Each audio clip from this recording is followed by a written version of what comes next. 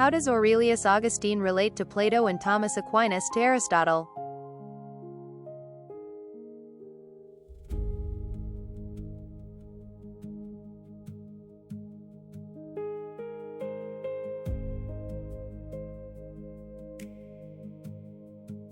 At first glance, this short question seems to require such a short answer. But with a closer look at its content, the volume of our task increases significantly.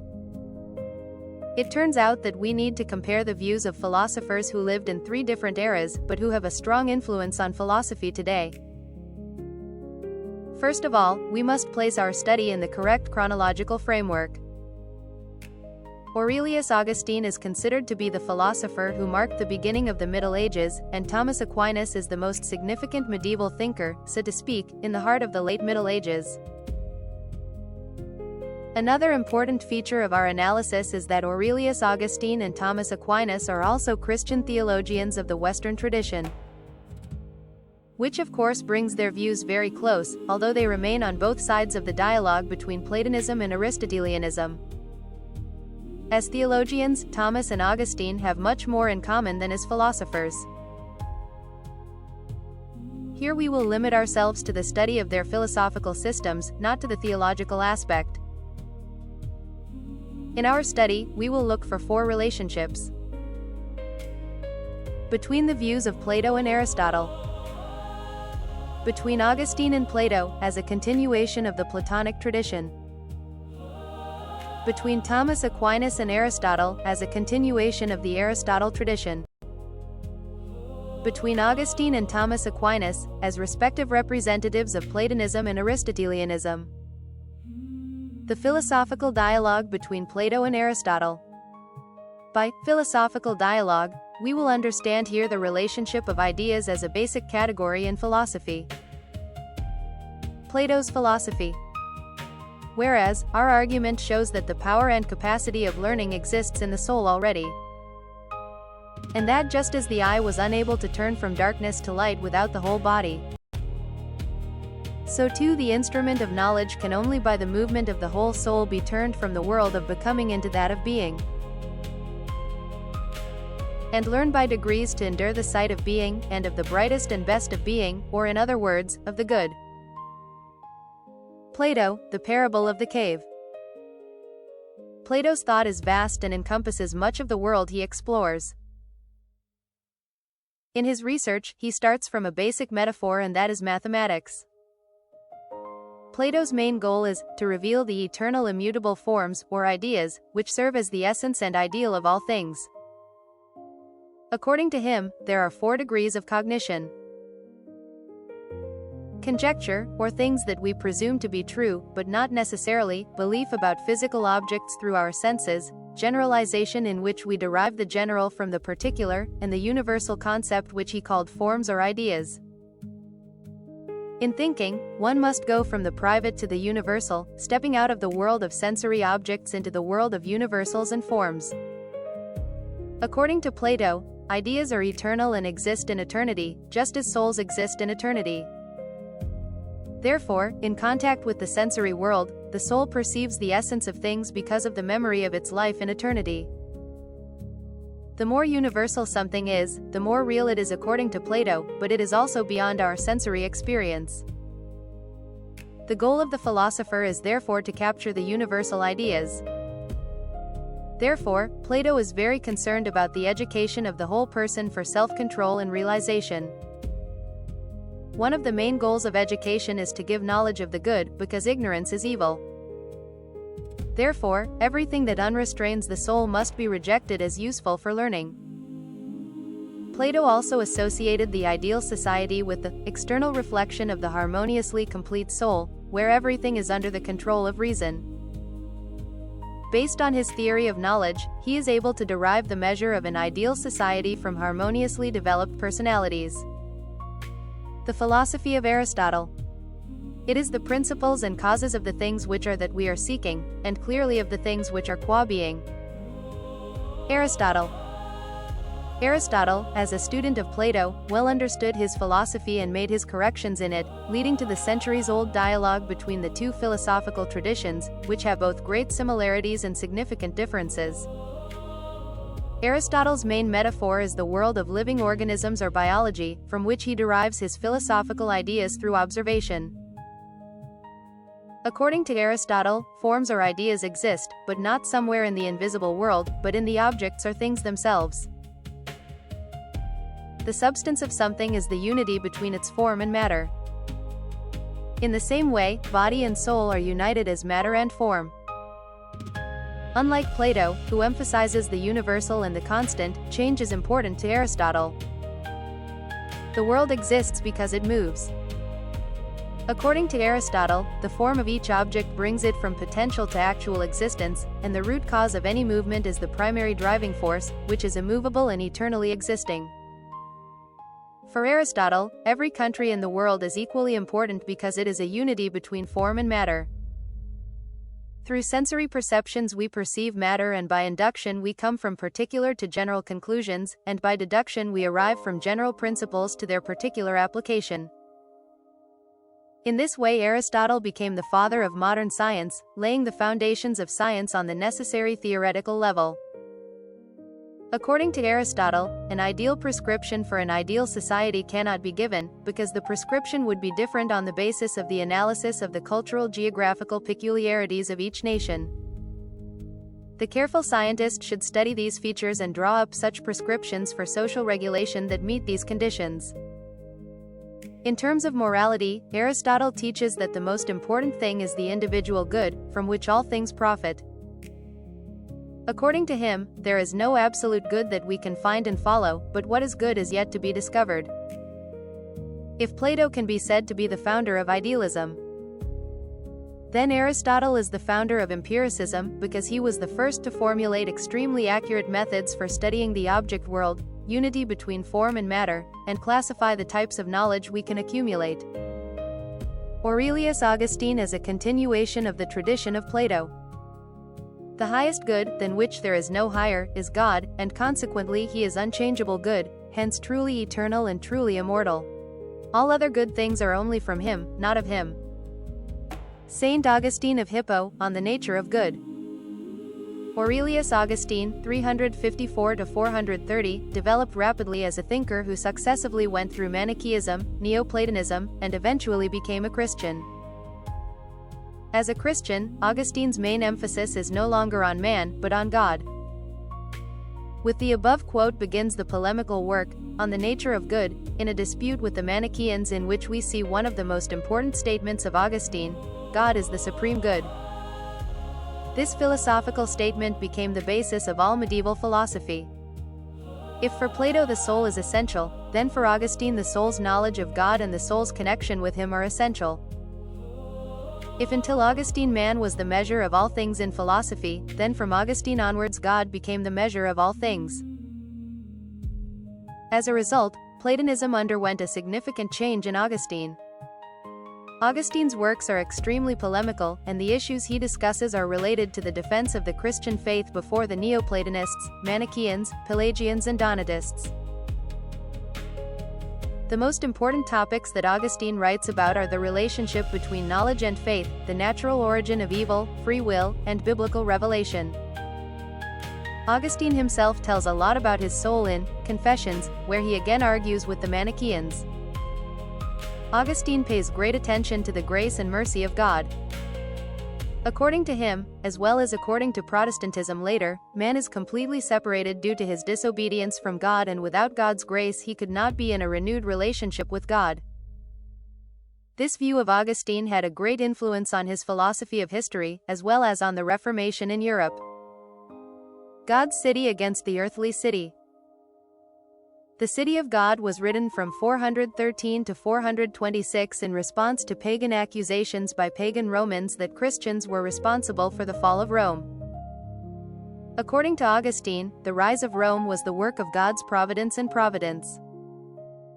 Augustine criticizes the Platonists for seeking the link between man and God through the worship of demons, while Christians have this link in the person of Jesus Christ, who is both God and man. In The City of God, Augustine builds his philosophy of history as a struggle between the two cities, God's and man's. They are antitheses to each other. The human race gradually degrades and becomes rebellious against God in its disobedience, which results in spiritual and physical death. This city, or kind of arrangement, follows the carnal way of life and the lies of Satan, while God's city is made up of people who love God and seek Him. To these two types of societies Augustine attributes two different types of love, the love of the carnal way of life and the love of God. Unlike God's city, the earthly city is characterized by its constant conflict because the human race has ceased to belong to God as an absolute being. The earthly city is characterized by wars, conflicts, and bloodshed. According to Augustine, the Church is the city of God, which is destined to rule the earth until Christ returns a second time.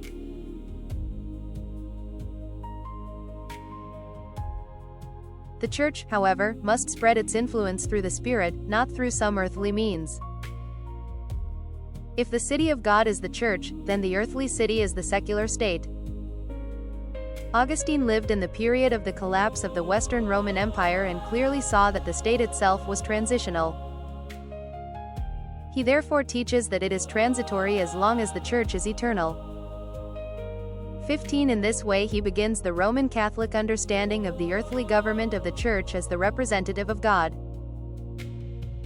It is here that Augustine's Platonism is evident. He seeks to distance himself from the earthly and the worldly, in order to seek union with God by devoting himself to teaching the people the Christian virtues.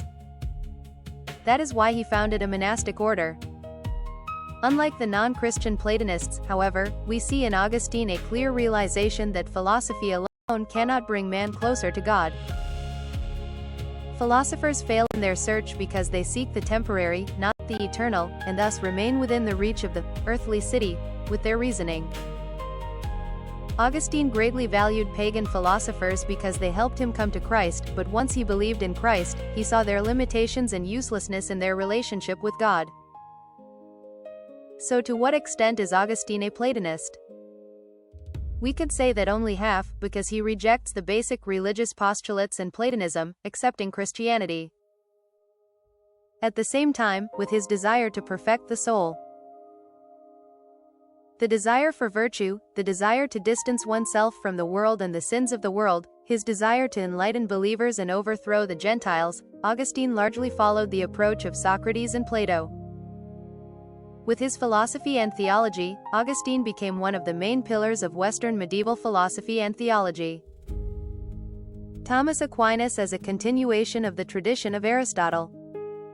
The point of studying philosophy is not to know what others have thought, but to know the truth about things. Thomas Aquinas, Commentary on Aristotle, About the Heaven and the World, I. 22. From the time of Augustine to the time of Thomas Aquinas stretch 9 centuries, which are not particularly remarkable with the development of Western philosophical thought except for some prominent figures like Boethius, Anselm of Canterbury, Pierre Abelard, Moses Maimonides and Bonaventure, etc. But are remarkable with the emergence of various monastic orders. Thomas Aquinas, 1224–1274, was one of the most influential philosophers until the time of the Reformation, and it can be said that the philosophical and theological system of Thomas dominated the Western world for about 3 centuries. Like Augustine and Thomas Aquinas, he was a monk, a follower of the Dominican order, who vowed poverty and living a gospel-oriented life. Thomas lives in a time of turmoil, as does Augustine, but they are of a different nature. At the time, there was a division at the University of Paris between the Faculty of Theology and the Faculty of Liberal Arts, with some professors raising serious objections to some of the dogmas of the Catholic Church. Many of Thomas's works are written in a polemical style for this reason. There were constant conflicts between the emperor and the pope, as well as a constant threat from the Muslims, who had already invaded Europe at that time. The Church at that time was strong as an institution, but there were great disturbances and opposition. During this historical period, the interest of the Western world in Greek philosophy was significant, especially in Aristotle, who is considered to be the most important philosopher of the ancient philosophers. Thomas often speaks of Aristotle as the philosopher. At that time there were also mystics who were Platonists, but they were a minority. The directions in which Thomas develops his philosophy are extremely many. It is difficult to cover all, so here we give the most important according to Albert Zimmermann. The relationship between faith and knowledge. The sciences and their division. Main characteristics of the doctrine of being. Knowledge. For the person. For human activity. Unlike Augustine, Thomas walks his path from the side of faith towards an understanding of philosophy. In Thomas we find the believer who feels the need to understand his faith and to be able to argue it clearly and convincingly enough. We also find Christian scholars who want to understand the whole world in the light of God, the creator of all things. For Thomas, faith is a revelation from God, which we at first accept with confidence, and which is yet to be revealed to reason and understood by reason, so as to remove any contradiction between the two that originally existed. While for Augustine the path is from philosophical knowledge to faith and communion with God, for Thomas the path is rather from divine revelation to the understanding of the world by the methods of philosophy. As a follower of Aristotle and Thomas, he seeks not a deep mystical communion of the soul with God, but an understanding of the world around us and a change in this world. This, of course, he does, having both his personal faith and Catholic theology, unlike Aristotle, who sees God only as a motionless eternal engine, which is the root cause of every movement. Thomas begins his reflections where Aristotle stops. According to Thomas Aquinas, God is the root cause of absolutely everything, but there is one essential difference from Aristotle. According to Thomas, all individual beings receive from God the opportunity to be, and God, as existence itself, gives other beings the opportunity to exist. God is a being in his essence, all other beings are like that through their participation, he says. This principle of his is fundamental to his entire philosophical system and explains to a great extent his further conclusions. Medieval scholars call the ideas or forms of Plato universals. According to Thomas, universals come into existence first in the consciousness of God. They exist in things in the form and principle of individuality, which rules the unformed matter. The unity between matter, hyle, and form or morphe is substance. Apart from things, however, universals exist separately from things in the form of concepts that are comprehensible to the mind of the knowing man, which is like a slight deviation towards Plato. In the act of creation, God realizes all the possibilities that can lead to real individual things. Therefore, everything that happens as created by God is good, which is in harmony with Augustine's idea of the goodness of the order created by God, and evil is somehow a deviation and has only a parasitic existence. God, as the primordial driving force, brings things from the potential to the actual through the action of his good will. Everything that exists is therefore good and is part of the divine goodness. When a person understands the world and understands its arrangement, he understands more and more God's goodness and purpose. This leads to the rejection of the dualistic notion in Platonism of the division between form and matter. Because of these fundamental principles, there is a very close connection between the world and God. Everything that is created is worth studying, because it speaks of its creator. Thomas's philosophy makes everything created a special value. The sciences have their place in God's plan for the world, man, and his activities. Therefore, the philosophy of Thomas, as well as that of Aristotle, acquires an encyclopedic character. Unlike Augustine's view, which we can call pessimistic, Thomas's is optimistic about man's ability to know God. Thomas, like his teacher Albert the Great, tried to create a generalized doctrine of the world that would systematize and incorporate every piece of knowledge that existed at the time. He did this in his work Summa Theologiae, which is a combination of systematic theology and philosophy. Thomas is not the ultimate follower of Aristotle and does not accept Aristotle as an infallible authority. Even he himself fought against the Arab followers of Aristotle, such as Averroes, 1126–1198. There are other colleagues of his who come from purely secular positions and from whom Thomas distances himself. Summa contra Gentiles is a systematic exposition of Thomas's positions against his non-Christian opponents and followers of Aristotle. He devotes himself not to honor any authority, but to seek the truth about things. Just as Augustine was not a 100% follower of Plato, so Thomas was not a 100% follower of Aristotle. Even in some parts of Thomas's philosophy there is a slight influence of the Platonic tradition and of Western Christian mysticism. Final analysis. In our introduction, we talked about the four relationships we set out to explore, between Plato and Aristotle, between Augustine and Plato, between Thomas Aquinas and Aristotle, between Augustine and Thomas Aquinas. It turns out that the connection between the philosophies of the four philosophers is far from simple. With the present exposition we have not exhausted our task, but it is still possible to reach certain conclusions. Aurelius Augustine began his philosophical search from pagan Platonic positions in order to reject extreme Platonism and rather Christianize Platonism. In his theology, Augustine laid the foundation of all Western theology, which developed in the Middle Ages and reached Thomas Aquinas. For his part, Thomas Aquinas started from the Western theological tradition and began his philosophical quest on the side of Aristotelianism, while rejecting all pagan ideas of Aristotelianism in the light of Western theology. We can try to graphically represent the relationship between the views. In the horizontal direction we compare the dialogue between Plato and Aristotle in terms of forms and matter, and in the vertical direction we compare the direction of a given philosophy to the relationship with God. Due to the common theological framework of Augustine and Thomas, their views are far closer than those of Plato and Aristotle. On the other hand, neither Plato nor Aristotle accept God as a personal being to whom we humans are personally responsible.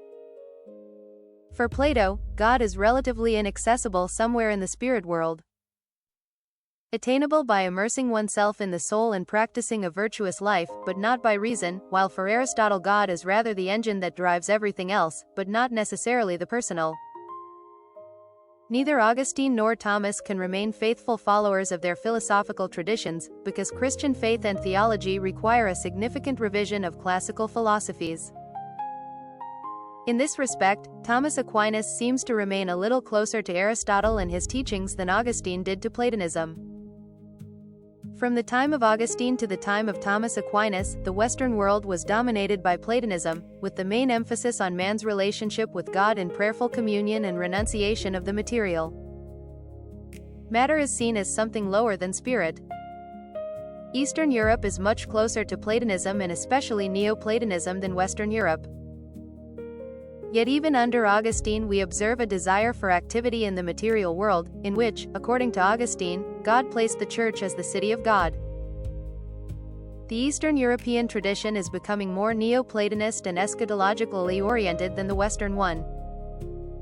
Augustine's great contribution lay in his correct reassessment of Platonism and in directing a whole generation of people to faith in God. The rediscovery of Aristotle's work pushed the pendulum to Aristotelianism in the West, which greatly contributed to the development of modern science and laid the foundation of the modern system of education and democracy. Thanks to Thomas Aquinas, Western Christian philosophy remained very strong for the next 3 centuries. Although religiously the Reformation pushed the pendulum toward Augustine, philosophically the West remained under the influence of Aristotelianism until the First Scientific Revolution. It can be said that Thomas Aquinas created a much more comprehensive philosophy than Augustine. His strength lies in his ability to make high-ranking generalizations, something that philosophers before him failed to do, with the exception of classical Greek philosophy. We should look at Thomas Aquinas not just as a representative of Aristotelianism, but rather as someone who started with Aristotelianism to further develop it. The dialogue between Plato and Aristotle continues today, with many new variants and interpretations of the two classical philosophers. Augustine and Thomas Aquinas were the two men who gave a significant impetus to Western thought and science. Unfortunately, in the later history of philosophy, we do not see any significant Christian philosophers who have such a strong influence on the Western world. This should make Christians wonder whether their theology does not remain just a private science that only characterizes their relationship with God and has no more general consequences. In the words of Thomas Aquinas, theology is the queen of science, but it can remain queen only if it has to do with the philosophical search for man in our day, an example left us by Augustine and Thomas that is worth following.